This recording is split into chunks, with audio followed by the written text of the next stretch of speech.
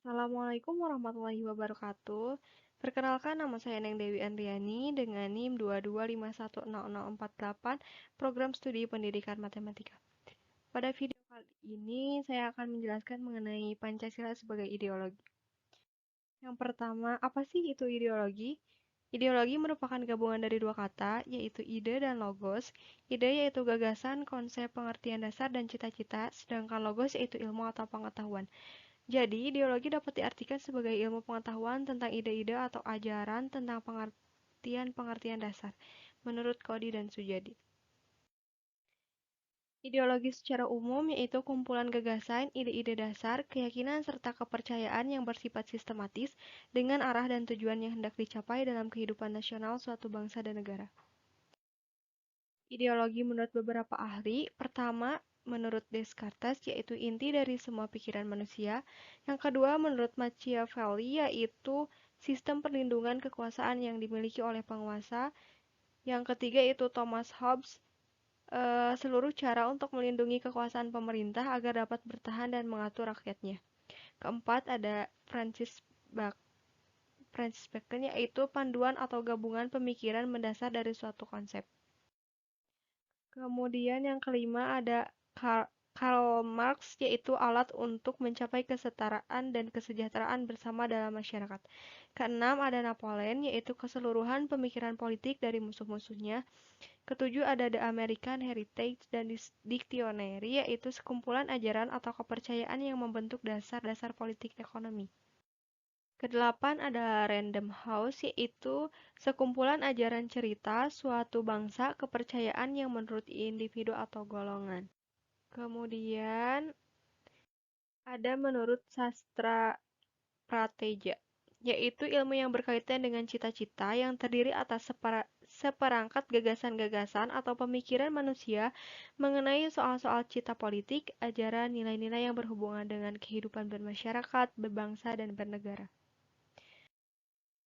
Kesimpulan dari beberapa tokoh, yang pertama yaitu nilai yang menentukan seluruh hidup manusia, kedua yaitu gagasan yang diatur dengan baik tentang manusia dan kehidupannya, ketiga yaitu kesepakatan bersama yang membuat nilai dasar masyarakat dalam suatu negara, keempat yaitu pembangkit kesadaran masyarakat akan kemerdekaan melawan penjajah.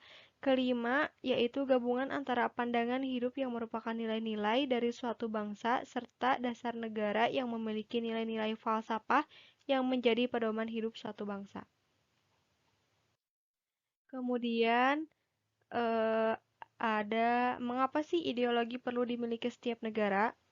Yaitu karena ideologi digunakan negara sebagai landasan untuk memahami dan menafsirkan dunia dan kejadian-kejadiannya dalam alam sekitarnya.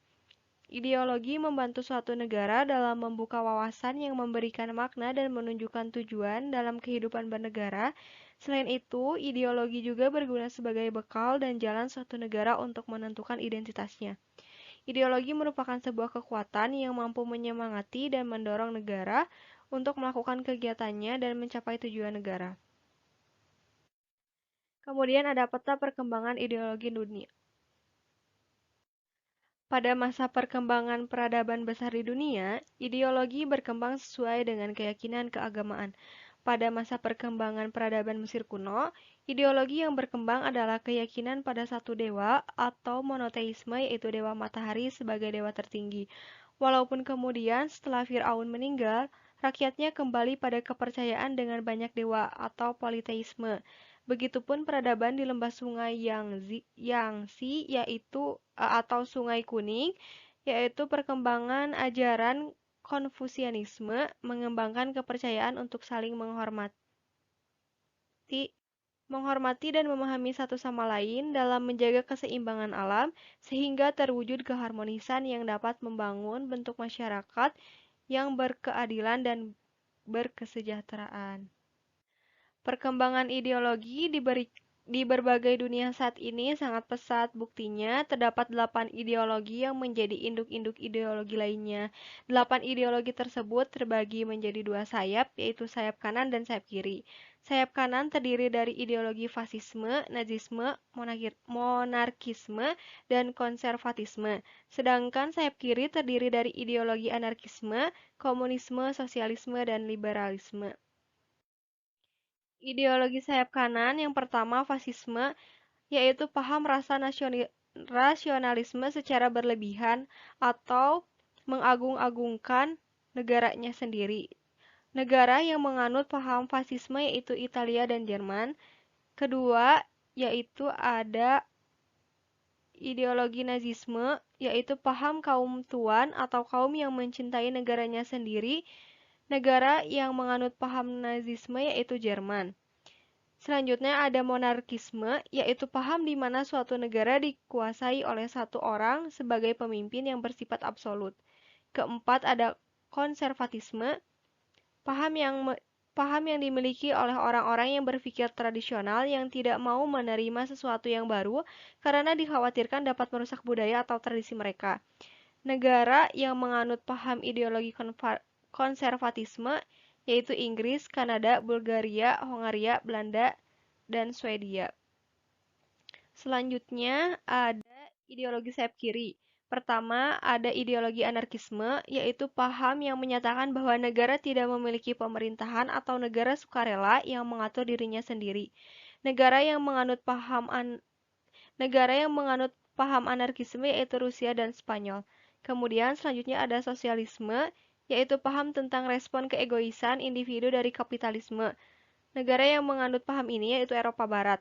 Yang ketiga yaitu liberalisme, adalah paham kebebasan beberapa negara di benua Amerika, Argentina, Bolivia, dan Brazil.